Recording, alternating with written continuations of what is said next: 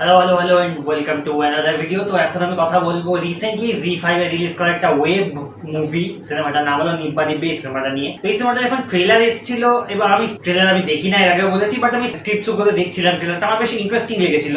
মনে হচ্ছিল বেশ একটা ভালো কিছু হবে, বেশ ইন্টারেস্টিং মনে হচ্ছিল। সিনেমাটার ডিরেক্টর তথাগত মুখার্জি, যিনি পারিয়ার মতো সিনেমা বানিয়েছেন, which was a good film, not a bad film. And সিনেমাটাতে আছে ঋষভ বসু, সৌরশানী মৈত্র, জয় বাদলানি, শান্তিলাল মুখার্জি, শঙ্কর চক্রবর্তী এবং আরো অনেকে। তো গল্পটা কি? তো ঋষভ বসু ক্যারেক্টারটা প্লে করছে দেবা, সে এবং তার সাথে আছে পারো, সৌরশানী মৈত্র, যে কিনা প্রেগনেন্ট। তারা দুজনে অন দা রান আছে, বিকজ তাদের কাছে একটা হার্ড ডিস্ক আছে এবং সেই হার্ড ডিস্কটার পিছনে অনেক লোক পড়ে আছে, ইনক্লুডিং দেবার নিজের বাবা। হার্ড ডিস্কটাতে কি আছে না আছে এবং এরা বেঁচে পালাতে পারবে কিনা, এইসব যদি আপনাদের জানতে হয় তাহলে সিনেমাটা দেখে নিতে হবে। 2 ঘন্টা মতো লেগ সিনেমাটা। তো এবার আসি সিনেমাটা কেমন হয়েছে। সিনেমাটা যখন আমি স্টার্ট করেছিলাম দেখতে ভালো লাগছিল, আমার মনে হচ্ছিল এই সিনেমাটা ইউনিক কিছু একটা হবে, যেটা বাংলা সাধারণত হয় না। মানে অনেকটা একাডেমি অফ ফাইন আর্টস জোনের মধ্যে কিছুটা হবে, ওখানেও ঋষভ ছিল, তো ওই টাইপের কিছু একটা হবে। বাট সিনেমাটার মুশকিলটা আমার মনে হয়েছে, সিনেমাটা সাবস্টেন্স নেই। 2 ঘন্টা সিনেমা হয়েছে বটে এবং একটা মানে বনি এন্ড ক্লাইড টাইপ অফ করতে চেয়েছে। এন্ড ঠিক আছে, মানে মজা লাগছে, ক্রাইম কমেডি হচ্ছে, এন্টারটেনমেন্ট আছে, কিন্তু সিনেমাটা না শুটটা একটু চড়া। সিনেমাটা একটু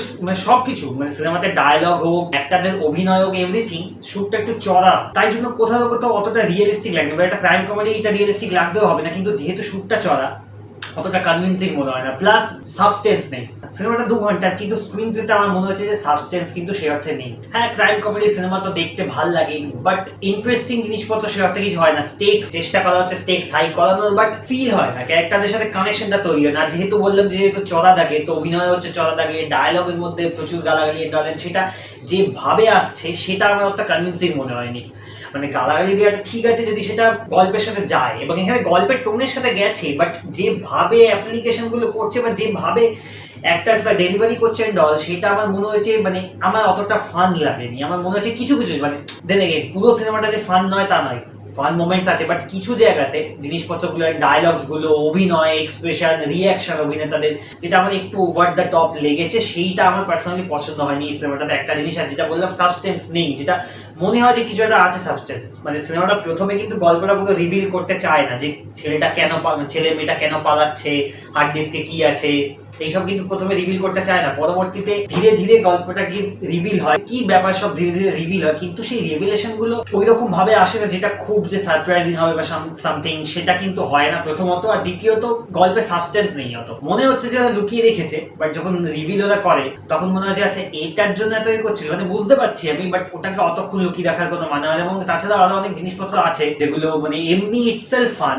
বাট ন্যারেটিভলি মানে গল্পটা স্ক্রিন প্লে ওয়াইজ দেখতে গেলে, মানে গল্পে দেখতে গেলে আমার মনে হচ্ছে যেগুলো করার কোনো মানে হয় না। মানে এগুলো কাইন্ড অফ জোর করে করা হয়েছে, just so film can be stretched. সেইটা আমার পার্সোনালি খুব একটা পছন্দ হয়নি। হ্যাঁ, কিছু ভালো অ্যাসপেক্ট আছে। একটা অ্যাসাসিনের ক্যারেক্টার আছে, সে আর কি সবাইকে মেরে দেয় এবং সে দাদাগিরির খুব ভক্ত, সেই ক্যারেক্টারটা কাইন্ড অফ ভালো ছিল। আমি সরি অভিনেতার নাম জানি না, আমি তাকে কদিন আগে ভার্জিন পোস্ট সিরিজও দেখলাম, সেখানেও তার অভিনয় খুব ভালো ছিল, পুলিশের রোল করেছিল গভর্নমেন্ট, সেটাও ভালো ছিল, এখানেও তার অভিনয় ভালো।